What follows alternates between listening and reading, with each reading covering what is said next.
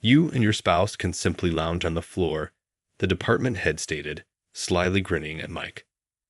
The company is celebrating its 30th anniversary today. That he could say such a thing at such a momentous occasion is astounding. In addition, it's his first encounter with Linda, my wife. He would usually be a little more considerate, I thought to myself.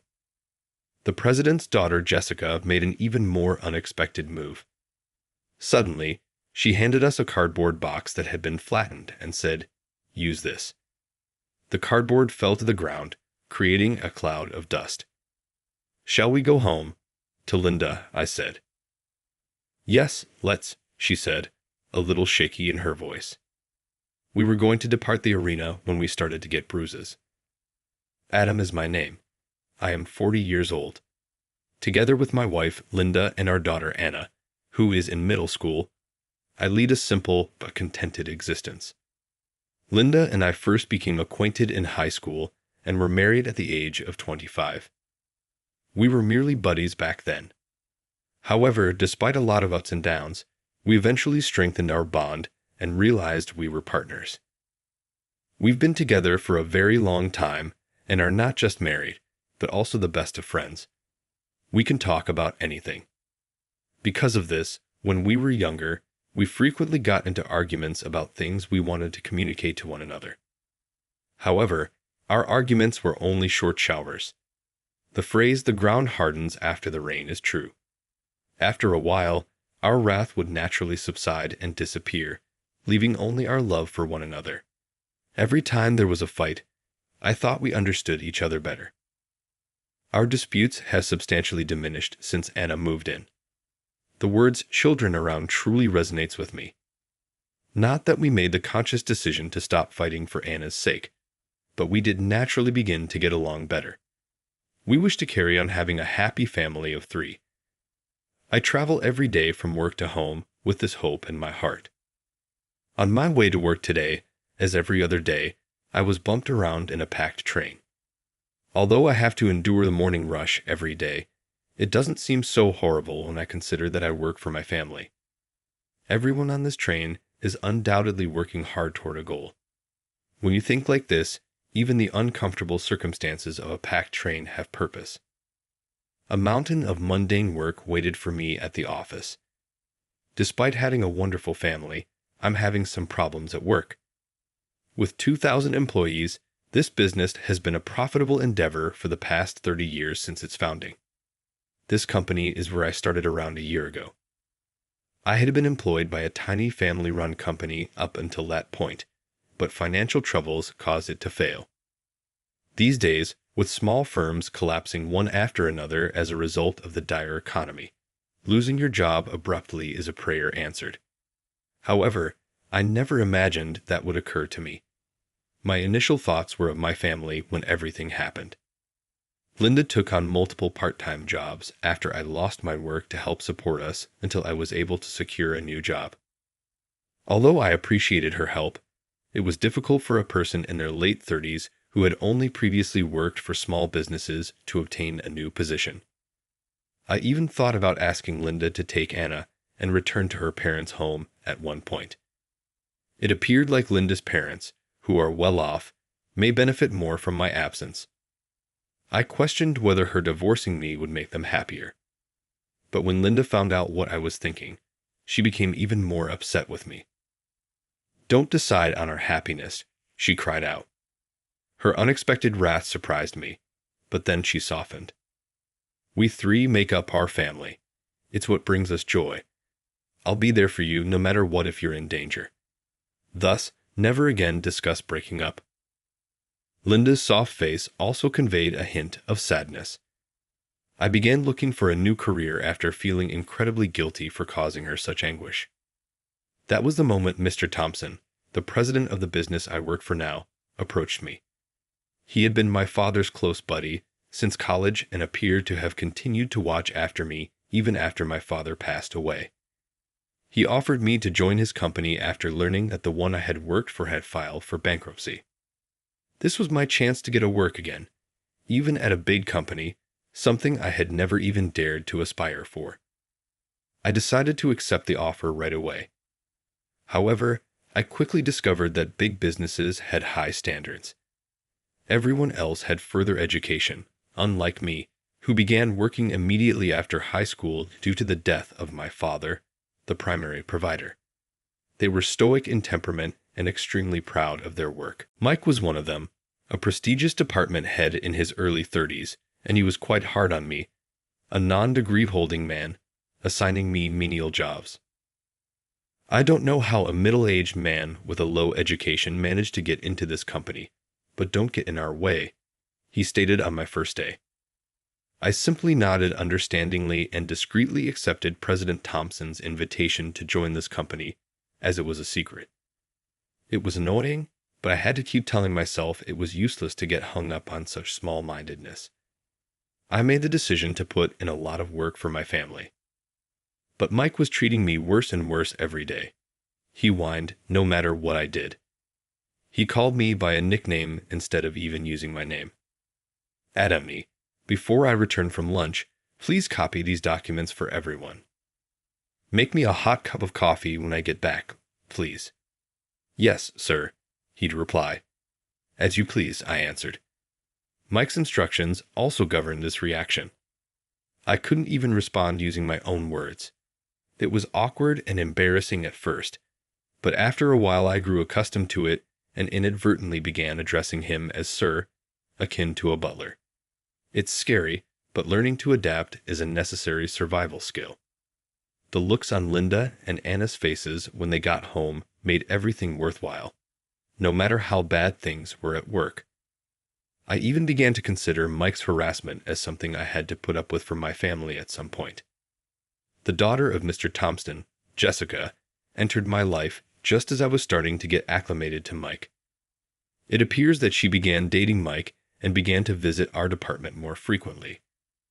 The youngest daughter of the president, Jessica, likewise began referring to me as Aita whenever she saw me. It was extremely taxing to be called that by a 30-something lady who happened to be the youngest daughter of the president, but she was even more untouchable than Mike because of her position. I smiled back every time I was called Aita, since of course I couldn't say I didn't like it. I told myself in my heart that it was all for my family. For the sake of my family, I was ready to laugh off any negative emotions. Jesus and I are getting married, no matter what. We're intending to make the announcement during the company's next anniversary celebration, but I thought I'd let you know ahead of time so you could get ready with a gift, Mike added. Jessica laughed as she added, "Don't let Aita celebrate on our behalf. That truly is depressing.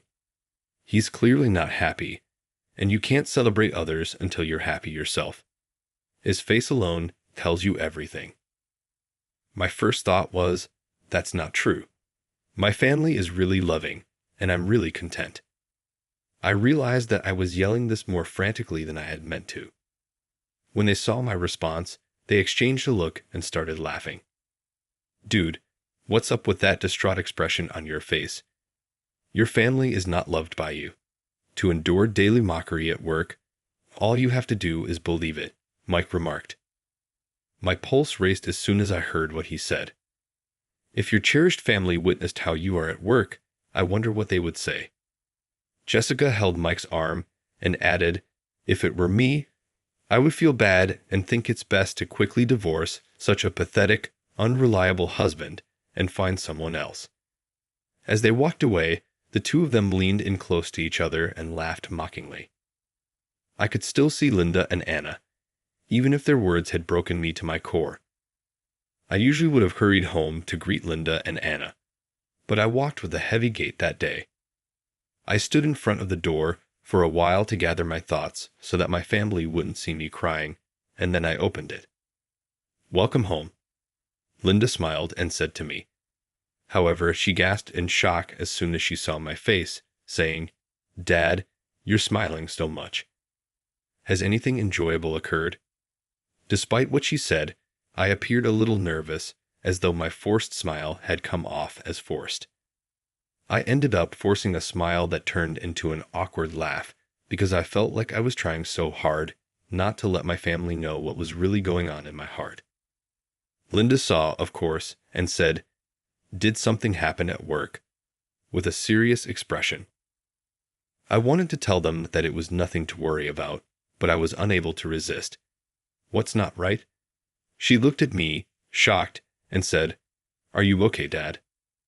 Linda gave me a startled look as she gazed at me. Their faces began to fade in front of me at that same moment. I became aware that I was crying. Linda smiled kindly at me. "Could you please tell me what occurred at work? I support you. I'm sure you can trust me." Inspired by her remarks, I confided in Mike and Jessica about what I had been going through. Linda thanked me for sharing while listening in silence. My heart felt lighter after speaking with her, and I could grin sincere once more. "I'm relieved you're back to your typical self," Linda remarked, observing Anna's content expression. "I apologize for making you worry." "You're not required to apologize. It's okay to worry. It demonstrates that the person is making an effort, but please don't go overboard. You also need to take it easy," she suggested. Her statement shocked me. Since when had she grown up so much? My wife and kid helped me realize what was going on, so the following day I returned to work with a clear head. "Hey Adamni, fetch the garbage. The trash can is overflowing." Being a recent high school graduate with an odd profession, you might not give a damn, but I'm too busy getting ready for the anniversary celebration. "Please don't disturb me," Mike growled. I smiled back and said, "You get it, Mike. However, Adam, not Adami, is my name." Mike stared at me briefly before leaving the office without saying anything more. He was probably too busy getting ready for the party to dispute. It felt good to stand up for myself, and I thought about Linda and Anna right away. Yes, they are the reason I am able to be strong. I made the decision to no longer put myself at risk for my family. What really helps my family is me doing my job effectively and keeping my pride intact. The anniversary celebration wasn't irrelevant to me. Mr. Thompson himself extended the invitation to me. He also extended an invitation to Linda. I consider Adam to be a son. Thus, I appreciate Linda helping you as a wife. I hope you both have fun at the party. It's also a way for me to show my appreciation," he stated. In actuality, Mr. Thompson's mediation between our families made our marriage feasible. I went straight from high school to work after my father passed away in order to help my ailing mother. At first, Linda's parents weren't sure they should let their daughter to with someone like me. I recognized their viewpoint. They naturally didn't want anything bad to happen to their well-adjusted kid. If her parents didn't approve, I was prepared to give up. But Linda refused to leave me, and our discussions about marriage caused tension in her relationship with her parents. Mr. Thompson, feeling both guilty and powerless, offered his assistance. "I consider Adam to be a son. Let him marry Linda, please." I attest to his moral fiber. He personally visited Linda's parents in an attempt to convince them. His powerful remarks, which came from a reputable person, had a significant impact. In addition to approving our union, Linda's parents promised to cover the cost of the nuptials. Though I was truly delighted to have her parents' approval, Linda wasn't happy with their abrupt shift in perspective. "You're the biggest softie in the world. One of your strong points is that, but occasionally you should speak out for yourself," I answered. "You ought to show your parents greater appreciation. They are not here to stay. Conflicts should be avoided wherever possible." Mr. Thompson grinned and remarked, "You two get along really well," after hearing us. "I'm happy I could facilitate your reunion." We exchanged a few awkward glances with one another. I recall that particular instance. We sincerely owe Mr. Thompson a great deal. The company's 30th anniversary party was set for the next day. We left Anna with Linda's parents and made our way to the venue, keeping in mind that she is still a middle school student. It had been a long time since our last solo outing. When Linda first arrived at the party location, she appeared a little uneasy due to the joyous occasion. She does, however, come from a decent family, so this wasn't her first experience in such an environment. I had other thoughts and was more concerned with feeling uncomfortable there myself. As anticipated, Mike and Jessica noticed us at the location and changed their demeanor as they approached us. What is this person doing here? A recent high school graduate hired halfway through his career?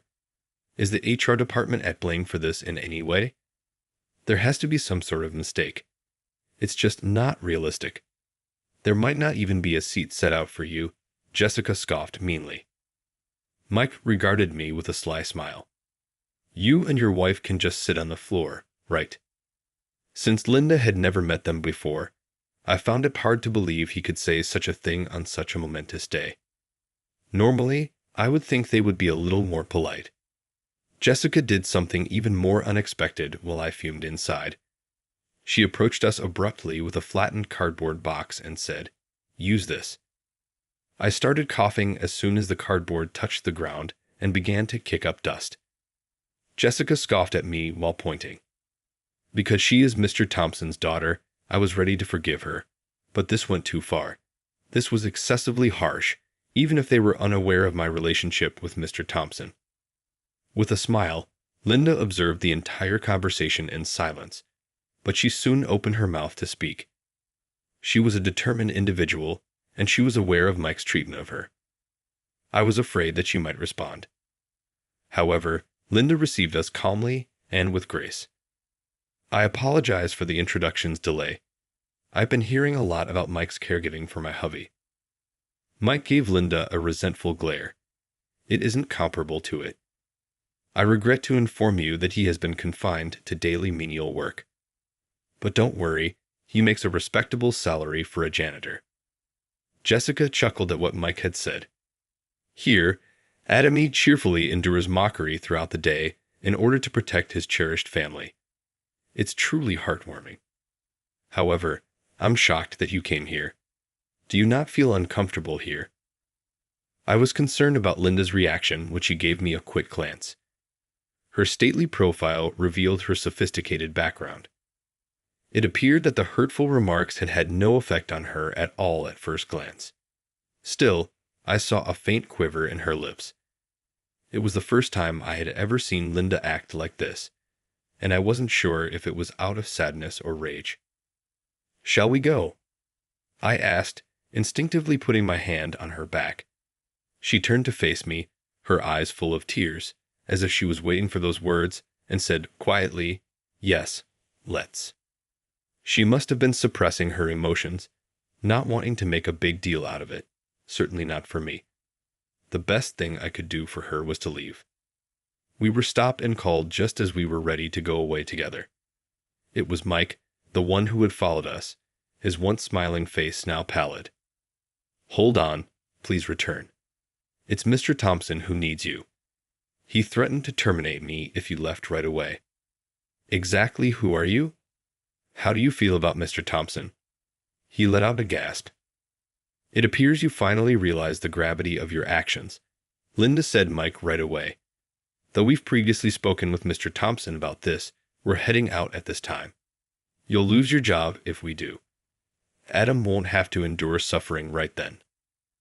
Linda put her hand on my arm and said, "Let's go," after saying that. She gave off the impression of being eager to get out of here. I just gave her a simple nod of approval, responding, "Yes. No, please hold on. I apologize for all of it. All of that was a farce. I didn't think you would be serious about it." Mike begged. Subsequently, Linda abruptly pivoted with remarkable intensity. Her abrupt action startled me so much that I almost fell. Linda's acerbic voice echoed, "If you really mean to apologize, then don't make excuses." Her expression twisted with rage, as if she was very angry. Her ferocity intimidated even my cluck. I hadn't seen her like this in a very long time. I was powerless to stop Linda from being really angry when her parents opposed our marriage. When Mr. Thompson and Jessica finally showed up, he declared, "What Linda is saying is true. You both ought to give them sincere apologies. Jessica, please apologize. I feel incredibly humiliated as a parent." The mere fact that she was born later in life seems to have caused me to spoil her excessively. Mr. Thompson's intervention appeared to calm Linda down, and her furious face soon vanished. The way Mr. Thompson handled the matter comforted me. Additionally, it appears that you have consistently shown Jan contempt at work. It didn't surface until now since he's a wonderful man, but typically such behavior would get you sued. Mr. Thompson chastised them, saying, "Those who cannot respect the dignity of others have no place in my company." When Mike heard this, he looked defeated. Subsequently, Mike was downgraded to a normal employee, and rumors about his marriage to Jessica reportedly stopped as well. This was a result of Jessica's relocation to a far-off neighborhood where her mother's family lived. As it happened, Mr. Thompson and his wife had split up. It seemed that they had ceased even saying hello to each other at home, and that their relationship had been chilly for a while. When his wife was discovered embezzling business funds with an accountant she was having an affair with, it was the last straw. Mr. Thompson believed he had no alternative but to send her back to her family home for divorce in order for her to accept responsibility and make amends. Mr. Thompson looked at me lonely as he confided, "I could hardly run my own family, despite the grandiose speech I gave in front of you. Your family appears to be truly happy in comparison." He was a wonderful father indeed. I refer to he as my father. My father and Mr. Thompson had promised to work together to create a prosperous future as business partners. One was the son of a political family, while the other was a country farmer's son, and they met at college. They became the best of friends in spite of their disparate upbringings. Mr. Thompson had grown up in a competitive milieu, and my father, with his modest upbringing, was his first real friend. Following graduation, they pledged to launch a company together. My father became ill while he was working for the company to support his family and getting ready to launch his own company. In the end, Dad died, abandoning my mother and me without completing his pledge to Mr. Thompson. He has always felt bad for robbing us of my father. I never had a grudge toward Mr. Thompson, even though he claimed that his manner of atonement was to always try to help me. Even at the end, I knew my father trusted him. On his deathbed, my father expressed remorse that he could not honor his vow to Mr. Thompson. Mr. Thompson's eyes filled with tears as he apologized and said, "I'm truly sorry," when I told him about this. "Apologize not. You've stated it all along. I'm like a son to you. You are also like a father to me. From now on, please trust me," I said. Then Mr. Thompson said, "Thank you," and grinned softly. Maybe since it brought back memories of my father, it felt familiar. The divorce of Mr. Thompson was months ago. I've heard that late-life divorces can be emotionally and physically taxing, despite the fact that his relationship with his wife had been distant for a while. This is a result of his having to assume the responsibilities previously held by the spouse. Fortunately, Mr. Thompson's sister and her husband were neighbors who visited him from time to time. But because I was also worried, Linda and I made the decision to take our family to Mr. Thompson's house on a regular basis in order to stay in touch with him and offer him comfort. We used to host cookouts in his backyard and gradually began inviting guests over. Neighbors and employees of the company started to join. As a result, during weekends, Mr. Thompson's house was the center of social activities. It was at that moment that I realized the true value of family. Even though Linda, Anna, and I had a great time alone, I could see a bright future for our family when we grew our social circle. My late father would undoubtedly be happy. I had the impression that he was smiling softly and keeping an eye on our happiness from heaven as